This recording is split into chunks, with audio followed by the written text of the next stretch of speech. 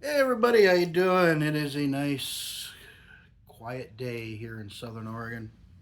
Today I'm delving into the bag of BaccOff sample pouches.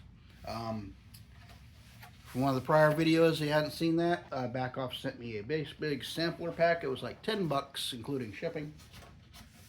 I do appreciate that they do this. I wish more companies would do this. They got little packets with a pinch or two's worth of product for you to sample. See which ones you like, which ones you don't. Instead of having to commit to buying whole cans just to try it, you can try samples. It's on their website. It's like $9.99. That includes shipping. I had 20 different varieties here, and I've only tried like 4 of them so far. Today, I'm trying their classic Wintergreen pouches. This will be my first time trying a Wintergreen product from them. And it'll be my first time trying one of their regular pouches. I've tried their coffee pouches, and their coffee pouches were quite good. I have high hopes for their Wintergreen pouches.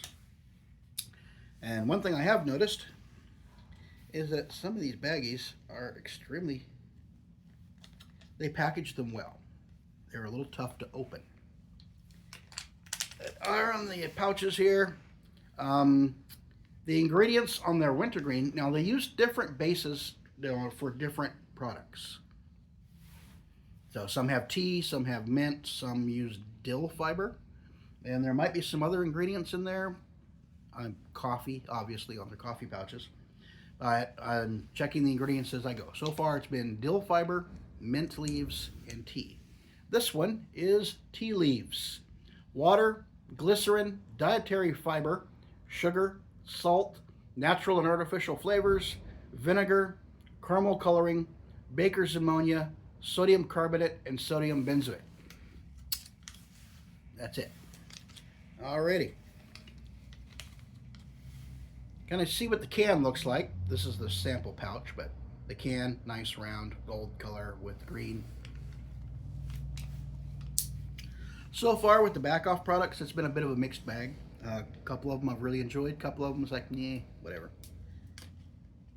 But that's the joy of having these sample packs, is you can try them and see which ones you do and don't like. It'd be nice if more manufacturers would do this, especially for these tobacco alternatives. Because sometimes you try one and you're like, good Lord, what were they thinking? A lot of times you try one and you're like, huh, this isn't bad at all.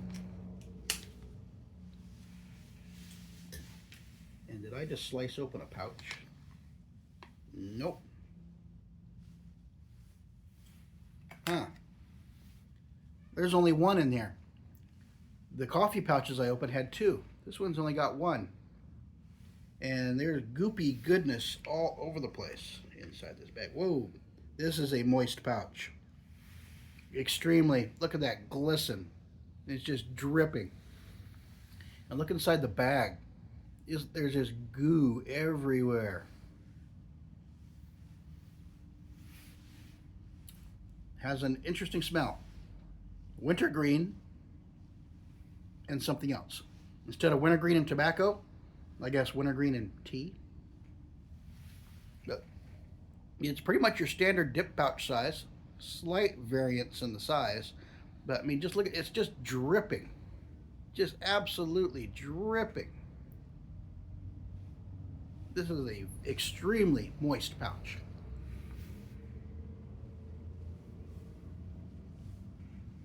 Let's see what we got.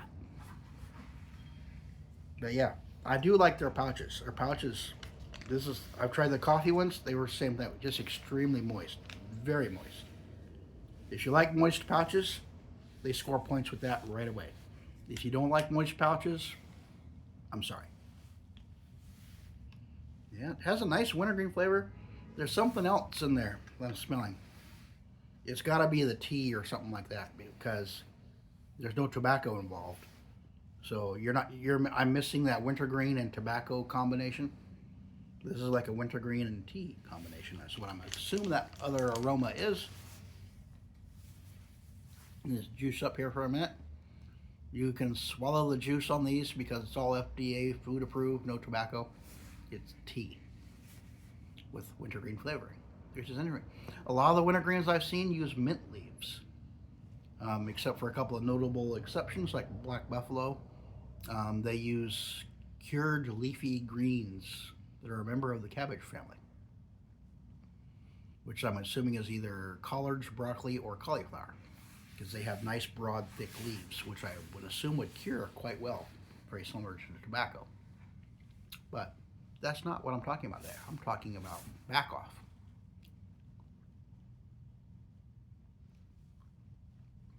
Sweet, getting wintergreen. It's a mellow wintergreen. It's not extremely not a very bitey wintergreen at all. It's just a mellow, sweet wintergreen. There's something else going on in there. I'm not sure if that's the tea or one of the other flavorings coming through. But it's an interesting taste. It's not bad. It's just, it's different. It doesn't have that tobacco back note holding up the wintergreen. I'm assuming this is the tea that I'm tasting with the wintergreen. It's not a bad combination. It's just a different combination. It'd be a slight adjustment if you were switching from tobacco to this stuff, because the flavor, it doesn't have that smoky, dark-fired note to it. But some wintergreens, they flavor them so strong that flavor is covered up. This one, the wintergreen flavor is there, but it's backed off. It's not overpowering, so the flavor of whatever else is in here is allowed to come out. And it's got to be the tea. It's a nice wintergreen with the back notes of probably black tea. It just says tea, but I'm assuming it's black tea. All in all, it's not bad. Is it fantastic? No. Doesn't remind me of Cougar or anything. It's kind of like maybe Copenhagen Smooth Wintergreen. It's got that wintergreen flavor, but the edge is taken off of it. A little bit of sweetness, a little bit of wintergreen. And if I remember correctly, Copenhagen Smooth Wintergreen, they use a slightly different tobacco blend when they make that. It's not all dark fired tobacco. It's a blend of like dark fire and some Virginias to take that edge off and smooth it out, hence smooth wintergreen. This is kind of reminiscent of that. Move it around a little bit. I'm doing the reviews. I like to shuffle the pouches around a little bit, keep the flavors going. Because sometimes it sits in one spot, it kind of dulls down. Move it to a fresh spot, and that flavor starts popping back out. It gives me a chance to get as much of the nuance out of it as I can. Upper decked it. Wow, that changed. The flavor come through real good that time. Just kind of squeezing it down a little bit, getting some of those juices out. This is definitely a different critter. It's good. It's not, don't get me wrong, it's not bad. It's different, which is what they're going for. This is meant to be a tobacco-free, nicotine-free alternative. This is, you're going for flavor and you're going for mouthfeel. The flavor, not bad. If you don't like tea, not for you, because the tea is allowed to shine through. This is a smooth down wintergreen. I'm getting sweetness, I'm getting wintergreen, and I'm getting that tea flavor. The wintergreen, they went light on it with the original wintergreen to where it's not in your face. There's no wintergreen burn to speak of. It's just flavor. And it's not bad. Not bad at all. It's not overly sweet, but there is enough sweetness there to where you can taste it. Same thing with the wintergreen. It's not too much wintergreen, but it is there and you can taste it. And this is allowing some of those tea notes to shine through as well. Getting some of like that tannin type flavor you get from tea. I'm detecting some of that. Yeah, the wintergreen, that tea, a little bit of sweetness. It's actually a decent combination. I'm curious to see what their extra wintergreen is. And they also have like an energized wintergreen, which is their wintergreen flavor with a little bit of, I'm assuming they add like caffeine and maybe some B vitamins and stuff like that. Kind of an energy drink in a pouch type of thing. But this is just their classic, and not bad. It's, yeah, like I said, it's reminding me of Copenhagen Smooth Wintergreen for some reason. It's got the flavor. It's allowing the back notes of the tea to come out, and it's just not over the top wintergreen. Not over the top on sweet, not over the top on wintergreen. It's just there, and it's there so enough so you can taste it, but not so enough to where it's giving you a wintergreen burn. Pretty good balance. All in all, not a bad product. Not bad. It definitely has that mouthfeel. The pouch size is nice. It sits here like a dip pouch. You know, it's got that mouthfeel to it. There's enough bulk to it to where you can, it actually fills out the void there. It's not super thin.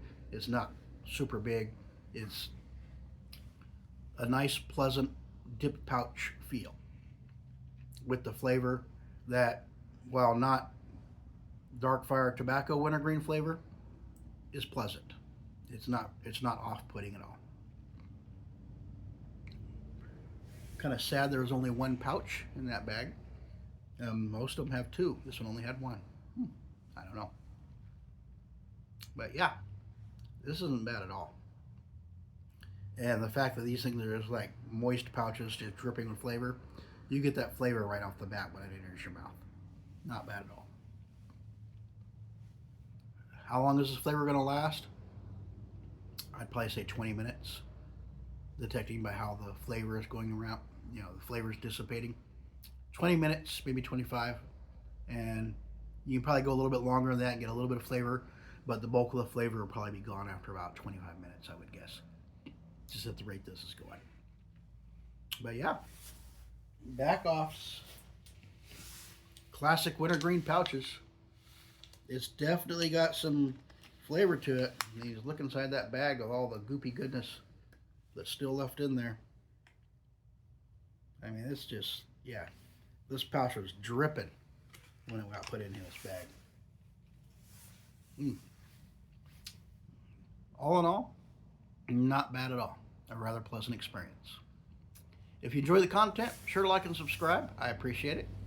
I have a couple of links down below. One is for our Patreon page, one is for our Facebook page. Patreon page is my fallback measure, just in case YouTube decides to crack down on tobacco channels again. They seem to do that every couple of years. So, Patreon is my backup. So, planning ahead. I don't want to be caught by surprise. But all in all, this is a decent product. You can join channel memberships here if you want to. They're like $2 a month. You get access to everything I put out before the general public does. I have reviews scheduled out weeks in advance. I've just been cranking them out lately.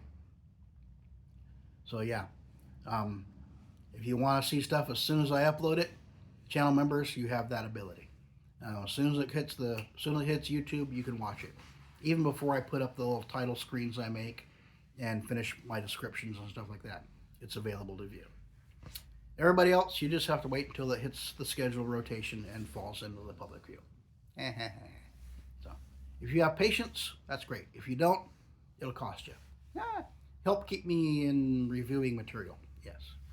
All funds from this channel go right back into buying stuff to review. That's all it does.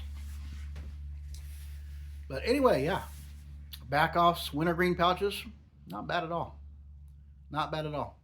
I kind of wish it would be a little bit stronger on the wintergreen side, but for what it is, it's not bad. It's a laid back wintergreen. No bite to it. A little bit of sweetness. It kind of reminds me of Copenhagen Smooth Wintergreen. Anyway, there we are. BaccOff's wintergreen pouches, they're not bad. Not bad at all. If you like a nice moist pouch with some, nice mellow wintergreen flavor, definitely worth a shot. If you're looking to cut back on your nicotine, or you're looking for something to hold you over in between nicotine doses. Some days that happens to me. I'm just popping snooze and everything else like crazy, and it's like, man, I got too much nicotine in my system right now. I need to dial it back. I'm a nicotine lightweight. I know some of you guys, you can dip an entire can and it won't phase you. Yeah, I'm not that guy. Anyway, BaccOff's wintergreen pouches, not bad, not bad. I'll catch y'all later.